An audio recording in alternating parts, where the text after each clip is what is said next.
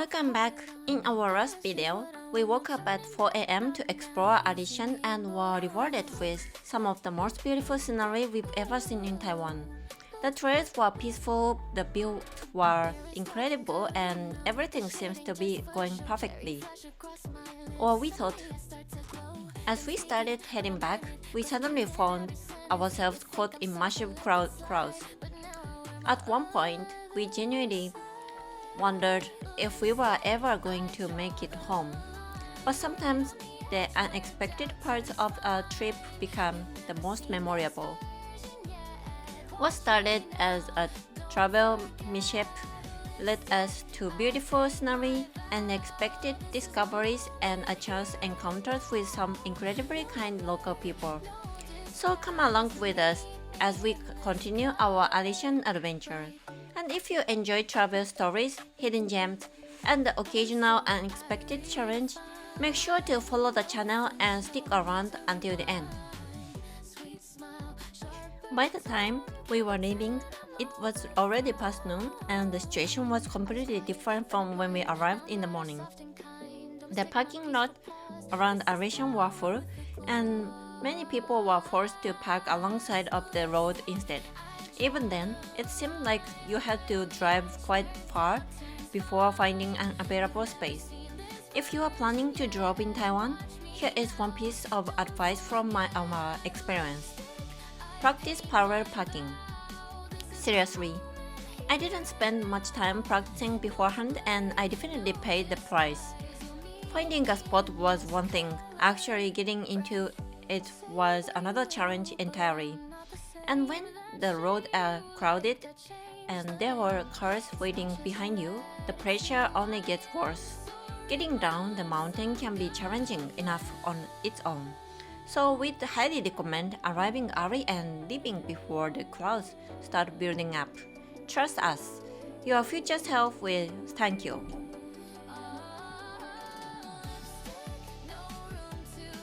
After what felt like an endless amount of traffic, we finally managed to escape the congestion and find a place to stop for lunch. At this point, we were tired, hungry, and honestly just happy to be out of the car. That's when we came across a charming mountain restaurant called Chiayi. Nestled among the greenery, it felt like a hidden retreat away from the crowd. The atmosphere here was completely different from the busy road we had just left behind. Everything felt slower, calmer, and more peaceful. One of the things we love most about traveling is discovering places like this by accident. Sometimes the places you never plan to visit become the most memorable part of the journey. The restaurant serves local specialties, mountain tea, coffee, dessert, and homemade meal, all in a beautiful garden setting. You can really feel the warmth and hospitality here. The owner seems genuinely passionate about creating a welcoming place where people can relax, enjoy good food, and spend time with family and friends. After the chaos of the afternoon traffic, this was exactly what we needed. The meal was served in a style that actually reminded us a little of Japanese obanzai cuisine, with lots of different dishes presented in small portions. But while the presentation felt familiar, the flavors were completely different from what we are used to get in Japan. Every dish felt like a small adventure. We found ourselves looking at each plate and asking, "What is it? What is this?" before cautiously taking our first bite. Thankfully, one of the staff members noticed our curiosity and kindly explained each dishes to us. It made the experience even more enjoyable and we got to learn a little more about the local food culture while we ate. 它这个是越南口味，对，沙爹跟梅香下去炖的，就是味道上比较我们台湾的味道没有像印尼他们那个味道很浓，我们台湾人的部分不一样。这个是扇贝，香菇跟扇贝在一起煮，好。好，谢谢。谢谢。What made this meal even more special was how locally sourced everything was. Many of the ingredients were grown or produced right here in the region, and you could really taste the freshness in every dish. In a way, every ingredient felt like the star of the meal. There were so many different dishes in front of us that we didn't even know where to start. Meanwhile, the tea was kept warm over a small flame so that guests could enjoy it at a perfect temperature throughout the meal. One dish that surprised us was the soup. At first, I thought it contained seaweed, but one of the staff members explained that it was actually Megan chai, a type of preserved mustard green that is commonly used in Taiwanese cuisine and is especially popular in this region. Honestly, if nobody had told me, I never would have guessed what it was. That's one of the reasons we love trying local food while traveling. Every meal becomes opportunity to learn something new. Being able to enjoy food that is both delicious and wholesome feels like such a luxury. You can tell that a lot of thought and care has gone into every single dish, and we enjoyed each one of them with great appreciation. Of course, we paired everything with local Alishan tea. Alishan is famous for producing some of Taiwanese finest high mountains oolong teas. What makes it so special is its unique balance of flavors. It has the clean, refreshing character of green tea, but also a wonderfully floral aroma with hints of fruit and natural sweetness. Each sip was smooth and rich, leaving a pleasant, lingering aftertaste that stayed with us long after the tea was gone. It's easy to understand why Asian tea is so highly regarded throughout Taiwan. We also ordered something called golden kimchi, and it immediately made me wonder who decided that kimchi has to be red? Apparently, it doesn't. This kimchi wasn't spicy, and it certainly wasn't bright red like the version we are used to seeing. But it was still kimchi. To be honest, I wasn't expecting to be eating kimchi while traveling through the mountains of Taiwan. Yet somehow it fit perfectly with the meal. It had a mild, gentle flavor with just the right amount of crunch, making it easy to enjoy alongside the other dishes. Sometimes the most memorable food experiences are the ones you never expected to have. A huge thank you to everyone here for the wonderful meal and the warm hospitality. The food was delicious, the atmosphere was relaxing, and the kindness we experienced made this stop even more special. It's a place we'll remember long after the trip is over.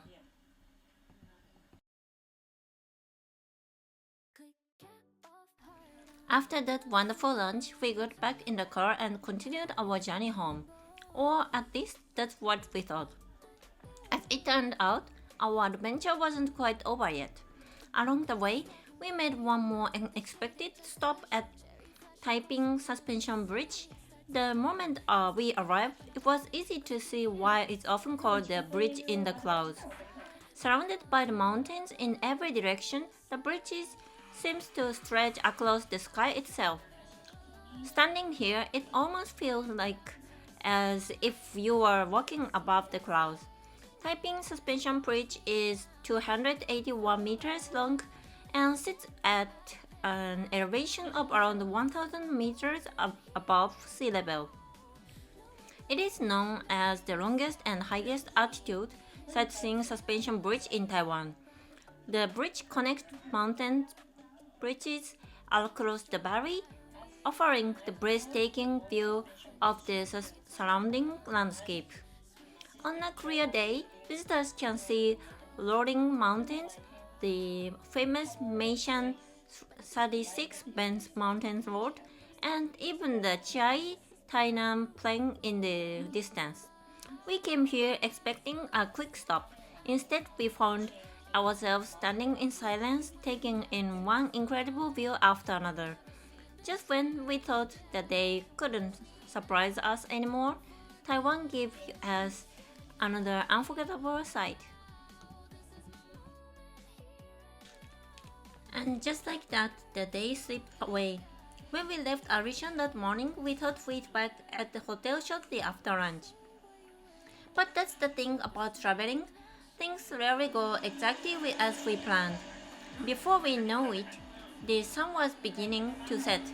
Feeling hungry after a long day on the road, we casually walked into a small noodle shop for dinner. We weren't expecting much, but this turned out to be one of the most memorable meals on our trip.